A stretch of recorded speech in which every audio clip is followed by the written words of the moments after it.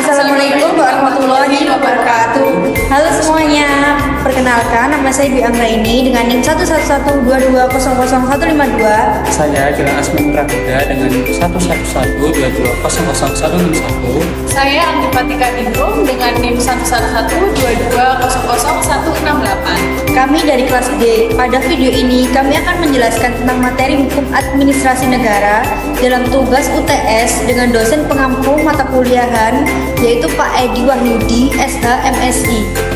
Yang pertama, ada definisi hukum administrasi negara. Hukum administrasi negara sendiri merupakan suatu cabang hukum publik yang mengatur hubungan antara negara dengan warga negara melalui lembaga-lembaga administrasi negara serta mengatur bagaimana pemerintah menjalankan tugas-tugas administratif sesuai dengan hukum. Kemudian ada peran hukum. Peran hukum ini dalam mengatur hubungan antara pemerintah dan masyarakat serta pelaksanaan fungsi administrasi negara. Yang pertama, memastikan pemerintah bertindak sesuai dengan prinsip-prinsip keadilan, transparansi, dan akuntabilitas. Hukum administrasi negara menjadi landasan untuk memastikan pemerintah memenuhi kewajibannya dalam melindungi hak-hak warga negara. Yang kedua, mengatur tindakan pemerintah. Hukum administrasi negara mengatur aparatur pemerintah dalam melakukan tugas-tugas negara, serta hubungan antara pemerintah dengan warga negara atau hubungan antara organ pemerintahan. Ketiga, menciptakan good governance. Hukum administrasi negara menciptakan good governance yang transparan dan akuntabel. Keempat, memastikan pelaksanaan tugas pemerintah sesuai dengan peraturan. Hukum administrasi negara memuat keseluruhan peraturan yang berkenaan dengan cara bagaimana organ pemerintahan melaksanakan tugasnya. Dalam penerapan hukum administrasi negara, peran legislatif dan yudikatif sangat penting. Yang pertama, legislatif berperan dalam membuat regulasi yang mendukung pelaksanaan hukum administrasi negara. Yang kedua, yudikatif. Yudikatif berperan dalam penerapan hukum administrasi negara melalui fungsi pengawasan dan menegakkan hukum. Yang kedua ada ruang lingkup hukum administrasi negara. Yang pertama fungsi pemerintahan yaitu pelaksanaan tugas administrasi sehari-hari oleh pejabat publik. Yang kedua ada lembaga administrasi negara meliputi kementerian, badan-badan pemerintahan, dan lembaga independen. Yang ketiga ada proses pembuatan keputusan administratif yaitu aturan-aturan yang harus diikuti ketika membuat keputusan yang mempengaruhi warga negara. Yang terakhir yaitu tanggung jawab dan akuntabilitas. Memastikan bahwa tindakan administrasi sesuai hukum dan dapat dipertanggungjawabkan. Berikutnya yaitu cara hukum ini dapat melindungi hak-hak warga negara dari tindakan pemerintah yang sewenang-wenang, yaitu dengan cara yang pertama ada mengatur kewenangan, yaitu membatasi serta mendefinisikan kewenangan lembaga pemerintah. Yang kedua, menjamin transparansi, yaitu menjamin prosedur administratif yang terbuka dan dapat diaudit. Yang ketiga ada memberikan perlindungan hukum, yaitu memberikan perlindungan kepada masyarakat dari tindakan administratif yang sewenang-wenang. Nah, selanjutnya yaitu ada sumber hukum administrasi negara. Yang pertama yaitu sumber hukum tertulis, contohnya seperti konstitusi atau undang-undang 1945. Yang kedua undang-undang, yang ketiga peraturan pemerintah, yang keempat keputusan presiden, dan yang kelima peraturan menteri dan peraturan daerah. Yang kedua ada sumber hukum tidak tertulis, contohnya seperti kebiasaan administratif dan praktik-praktik yang telah diterima dalam pelaksanaan administrasi negara. Selanjutnya bagaimana sumber hukum menjadi dasar bagi tindakan administrasi pemerintahan. Yang pertama undang-undang. Di sini undang-undang adalah sumber hukum utama yang mengatur tindakan administrasi pemerintahan. Yang kedua, peraturan pemerintah. Selain undang-undang, peraturan pemerintah dan peraturan daerah juga berfungsi sebagai sumber hukum yang memberikan rincian lebih lanjut tentang pelaksanaan undang-undang. Yang ketiga, keputusan dan kebijakan administratif. Keputusan yang diambil oleh lembaga pemerintah seperti surat keputusan atau kebijakan publik juga menjadi sumber hukum. Dan yang keempat, jurisprudensi, yaitu keputusan pengadilan yang berkaitan dengan sengketa administrasi dapat menjadi sumber hukum yang menjadi presiden bagi tindakan di masa depan. Yang kelima, prinsip-prinsip umum hukum. Prinsip-prinsip umum hukum seperti keadilan, kepastian hukum, dan perlindungan hak asasi manusia juga menjadi dasar bagi tindakan administrasi. Dengan demikian, sumber hukum memberikan kerangka kerja yang jelas bagi tindakan administrasi pemerintahan, memastikan bahwa semua keputusan dan kebijakan yang diambil tidak hanya sah secara hukum, tetapi juga adil dan transparan. Yang keempat ialah prinsip-prinsip dasar seperti prinsip legalitas, prinsip diskresi, prinsip akuntabilitas, dan prinsip transparansi. Yang pertama, prinsip legalitas. Tindakan administrasi negara harus memiliki dasar hukum dan tanpa dasar hukum, tindakan tersebut dianggap tidak sah. Contohnya, menerbitkan izin usaha harus berdasarkan peraturan yang berlaku atau peraturan yang sah, seperti UU dan peraturan daerah yang berlaku. Yang kedua, prinsip diskresi, memberikan fleksibilitas kepada pejabat administrasi untuk mengambil keputusan dalam situasi yang tidak diatur secara spesifik oleh hukum.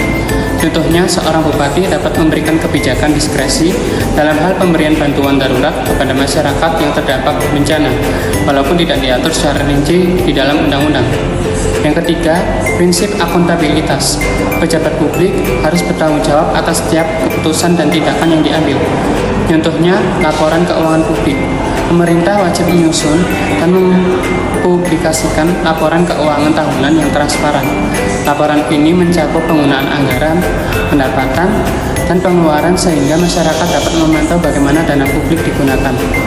Yang keempat, prinsip transparansi. Semua keputusan administrasi negara harus dilakukan secara terbuka dan jelas bagi publik. Contohnya, partisipasi publik dalam pengambilan keputusan. Pemerintah mengadakan forum atau konsultasi publik untuk melibatkan masyarakat dalam proses perencanaan dan pengambilan keputusan. Contohnya, musyawarah perencanaan pembangunan atau musrenbang, di mana masyarakat dapat memberikan masukan terkait kebutuhan dari prioritas pembangunan. Nah, selanjutnya ada perbedaan dan keterkaitan antara hukum administrasi negara yang mengatur pelaksanaan pemerintah dan hukum tata negara yang mengatur struktur dan fungsi lembaga negara. Yang pertama yaitu ada perbedaan hukum administrasi negara. Hukum tata negara membentuk kerangka hukum tentang bagaimana lembaga negara harus dibentuk dan bagaimana kekuasaan mereka diatur. Hukum administrasi negara mengatur bagaimana lembaga-lembaga yang dibentuk oleh hukum tata negara melaksanakan tugas dan wewenangnya secara operasional. Selanjutnya ada keterkaitan hukum administrasi negara dan hukum tata negara. Yang pertama ada tata negara sebagai dasar legalitas. Hukum administrasi negara membutuhkan landasan dari hukum tata negara untuk memberikan kewenangannya yang sah bagi lembaga eksekutif dan aparatur pemerintah. Yang kedua, ada administrasi negara sebagai pelaksana hukum. Hukum administrasi negara berperan dalam mengimplementasikan aturan-aturan yang dibuat berdasarkan kerangka hukum tata negara, serta contoh bagaimana kedua bidang hukum ini saling melengkapi dalam praktik pemerintahan. Yang pertama yaitu struktur lembaga negara. Hukum tata negara menentukan pembentukan lembaga eksekutif, misalnya kementerian, dan hukum administrasi negara mengatur fungsi operasional dan kewenangan masing-masing lembaga. Yang ketiga, ada pembuatan kebijakan. Hukum tata negara menetapkan prosedur pembuatan undang-undang, sedangkan hukum administrasi negara mengatur pelaksanaan undang-undang tersebut melalui peraturan pelaksanaan seperti PP, Perpres, dan lain-lain. Bagaimana sih administrasi negara berfungsi sebagai pelaksana kebijakan, pembuat peraturan pelaksana, dan penyedia layanan publik? Yang pertama itu ada pelaksana undang-undang. Fungsi utama administrasi negara adalah melaksanakan undang-undang yang telah ditetapkan oleh badan legislatif. Yang kedua itu ada pembuat keputusan administratif. Administrasi negara memiliki wewenang untuk membuat keputusan yang mengikat secara hukum dalam ruang lingkup wewenangnya. Dan yang ketiga itu ada pelayanan publik. Administrasi negara bertanggung jawab atas penyediaan layanan publik seperti pendidikan, kesehatan, dan infrastruktur. Di sini saya akan memberikan contoh peran administrasi negara dalam penerapan hukum di sektor-sektor seperti pendidikan, kesehatan, dan infrastruktur. Yang pertama itu ada di sektor kesehatan. dengan cara mengimplementasikan UU Kesehatan dalam penyelenggaraan layanan kesehatan. Yang kedua, ada di sektor pendidikan, yaitu penyediaan layanan pendidikan. Administrasi negara berperan dalam penyediaan layanan pendidikan dasar, menengah, dan tinggi. Ini tuh mencakup pembangunan sekolah, pelatihan guru, dan pengembangan program pendidikan yang sesuai dengan kebutuhan masyarakat. Dan yang terakhir itu ada di sektor infrastruktur. Partisipasi publik.